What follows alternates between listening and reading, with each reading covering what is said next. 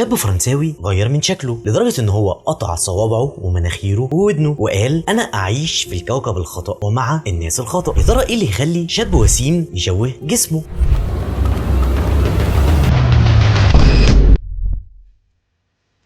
أنتوني ليفريدو كان شاب رياضي وسيم، وبسبب لياقته البدنية اشتغل حارس أمن. حياته كانت روتينية من الشغل للبيت ومن البيت للشغل، وده خلاه يحس بالملل، فحب يكسر الملل دوت ويغير روتينه. فعشان يسلي وقته فبقى يدخل على الإنترنت ويعمل سيرش على الحاجات الغريبة، وبالصدفة يلاقي من ضمن نتائج البحث مواضيع عن الفضائيين، وتجيله تساؤلات: هل فعلا الكائنات الفضائية دي موجودة؟ وهل ممكن يقتحموا حياتنا؟ طب لو اقتحموا الأرض هيتصرف معاهم ازاي؟ فضلت التساؤلات داخل دماغ أنتوني، حب ان هو يبحث اكتر عن الفضائيين ويجمع معلومات اكتر عنهم. فبقى يتفرج على فيديوهات لاشخاص حولوا نفسهم فضائيين عن طريق عمليات التجميل، ومن هنا يجيله الرغبه انه يتحول من شخص عادي لكائن فضائي. انتوني قال بدل ما اروح واتصرف من نفسي فاخد راي امي، وبالفعل يروح انتوني لامه ويقول لها ان هو عنده رغبه شديده انه يتحول لكائن فضائي عن طريق عمليات التجميل. فامه تقول له ركز في مستقبلك وحياتك وسيبك من الكلام الفارغ اللي بيدور جوه دماغك. ومن هنا يحس ان هو محطم من اقرب الناس ليه، فقرر ان هو ما يقولش لاي حد عن افكاره ويحتفظ بافكاره لنفسه، وبدا يتردد على مراكز التجميل عشان يعرض عليهم الامر ويقول لهم ان هو عاوز يتحول لكائن فضائي عن طريق عمليات تجميل. ولكن دايما كان بيلاقي رفض من دكاتره التجميل، وده لان القانون بيمنع اجراء العمليات ديت داخل فرنسا عشان ممكن تتسبب في موت الشخص اللي هيعملها. ولكن انطوني بعد ما لف على عدد كبير من مراكز التجميل ما يقس، فبقى يبحث اكتر واكتر عن مراكز التجميل بس المره دي خارج فرنسا، وقدر ان هو يوصل عن طريق الانترنت لدكتور تجميل اسباني وعرض عليه الامر. فيوافق الدكتور، بس قبل اجراء العمليه يقول له ان العمليه ديت خطيره جدا وممكن تتسبب في موتك، وانه غير مسؤول عن اي ضرر يحصل له، وانه لازم يقطع مناخيره وودنه ويقسم لسانه نصين، وانه يرفع جزء صغير من شفايفه. ومن هنا انطوني يتحمس اكتر لاجراء العمليه، ولكن قبل ما يعمل العمليه ينزل صوره ليه طبيعيه على انستجرام ويكتب تحتيها انه مسافر عشان يعمل اوشام على جسمه كله. في الوقت ده انطوني كان عنده 200,000 متابع وكان بيقدم لهم نصايح عن الفتنس والرياضه. وقبل ما يسافر اسبانيا عشان يعمل العمليه راح طالع على استراليا بلد الاوشام، وكل ده عشان يرسم جسمه كله بالاوشام. ولكن انطوني ما استكفاش بكده، ده كمان قرر انه يغير بياض عينه، وبالفعل انطوني يرسم جسمه كله بالاوشام. وعشان يغير لون بياض عينه راح حقن بياض العين بحبر الاوشام، وده كان ممكن يتسبب له بعمى في عينه زي البنت دي، واللي ممكن نعمل عنها حلقه لو حابين قولوا لي في الكومنتات. ولكن انطوني ما كانش همه باي حاجه، كل همه انه يتحول لكائن فضائي. بعد ما انتهى من قصه الاوشام سافر لاسبانيا عشان يعمل العمليه، وبالفعل انطوني يعمل العمليه عشان يتحول لكائن فضائي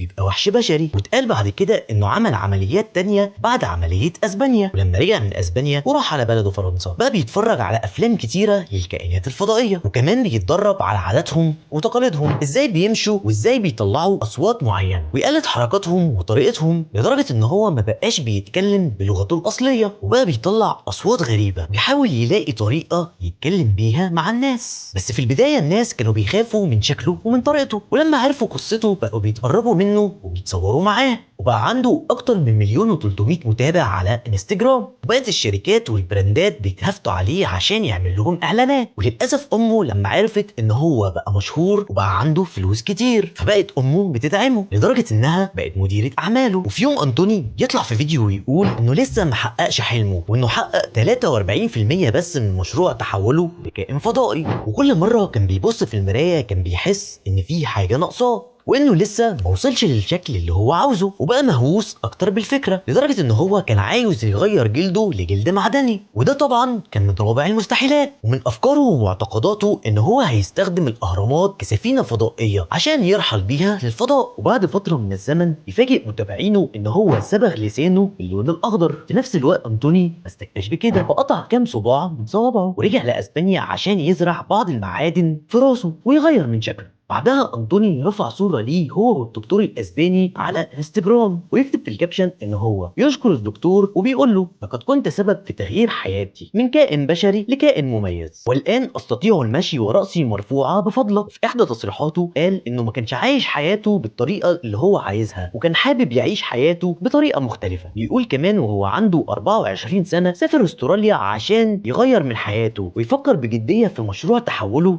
كائن فضائي، وإن كانت هواياته تقمص الشخصيات المخفية. ويقول كمان إنه أخيرا بدأ يعيش الحياة اللي كان بيتمناها. أنطوني بقى عنده 36 سنة، ولحد وقتنا هذا مش راضي الرضا الكامل عن التحول اللي هو فيه، وعنده الرغبة إن هو يعمل عمليات تجميل أكتر. في النهاية ما بنصحش أي حد يفكر التفكير الجنوني دوت، لأن دي خلقة ربنا مش من حقنا نغير في ملامحنا. ما تنسوش تفتكروني بلايك وتشتركوا في القناة. أشوفكم الحلقة الجاية.